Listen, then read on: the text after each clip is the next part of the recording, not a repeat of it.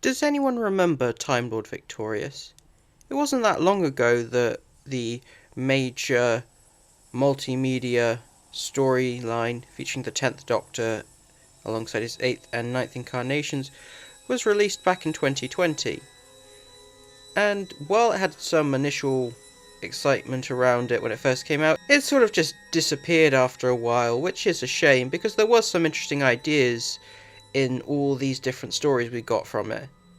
I decided to experiment and listen to only the 8th Doctor releases from Big Finish as part of this story arc to see whether the claim that you can enjoy certain aspects of this arc as standalone stories and you didn't need to listen to every piece of the Time Lord Victorious story in order to enjoy it. While I did reviews for the first two stories in this trilogy, which I don't really recommend checking out because those videos are a bit rough around the edges as they were some of the first pieces of scripted content I made.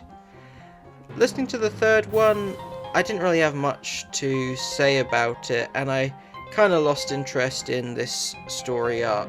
However, if you're curious about what I thought of the final part of the 8th Doctor trilogy, I thought it was fine.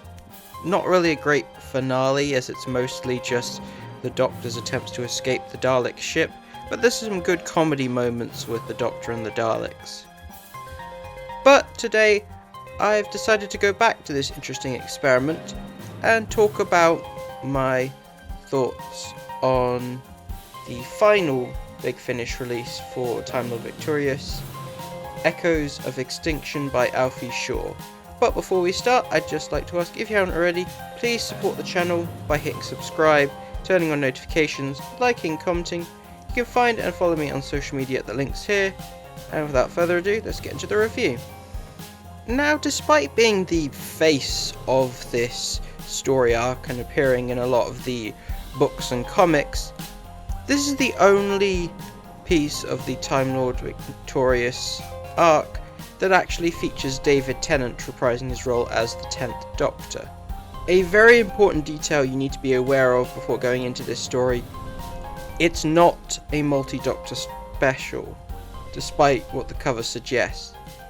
It's in fact two loosely connected stories, each starring a different Doctor.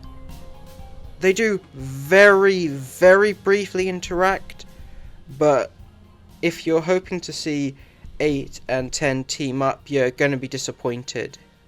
Part 1 sees the 8th Doctor arriving on a deserted station where the only people around are a passive-aggressive butler robot, a bizarre monster, and a young woman who appears to be the captive of this monster.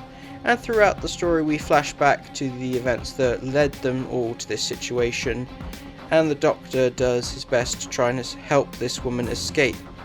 Are you lost, sir? Perpetually. That's usually by design.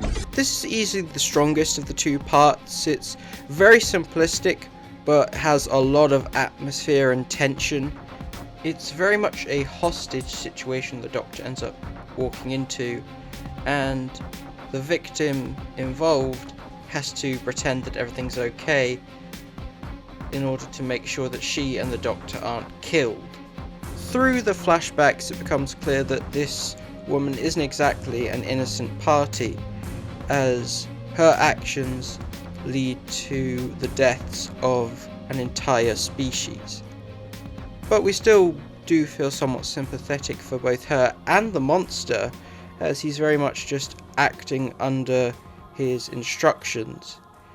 It's just unfortunate for her that the instructions end up causing him to become incredibly protective of her and will do anything to make sure she stays safe, even forcing her to stay with him against her will.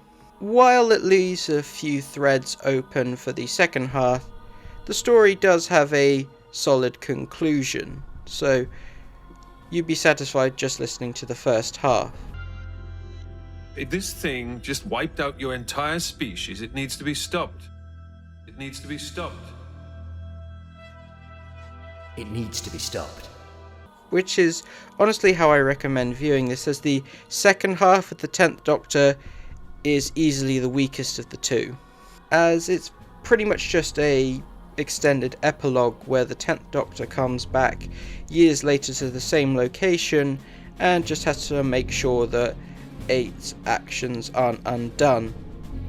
He interacts with a group of mercenary characters, and the most interesting thing about them is that they're played by recognisable Doctor Who actors, Arthur Darvill and Mina Awa, who were both Rory and Geeta from the Sarah Jane Adventures, and that's a kind of distracting fact. They're just not that interesting of characters, and having these actors play them is the closest thing they have to an interesting gimmick.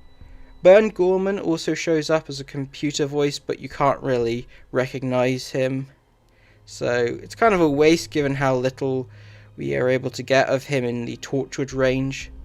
What happened here? Impressive, isn't it? Impressive? You find a world littered with skeletons, you think it's impressive? It's obscene. Oriv went silent about a week ago. What, this is Oriv? The long-dead world? No. Wait, a week ago? What do you mean a week ago? Oriv's been dead for millennia. Kind of an annoying detail is the fact that the 10th Doctor can't really remember the events of 8's story, so it's mostly just him trying to remember stuff that the audience heard only a few minutes ago. So it's really irritating waiting for him to catch up. So as an overall package, I'd say part 1 is simple but really enjoyable, while part 2 is just kind of meandering and a bit boring. Let me know what you think of this story in the comments below. Thank you for watching, and I'll see you next time.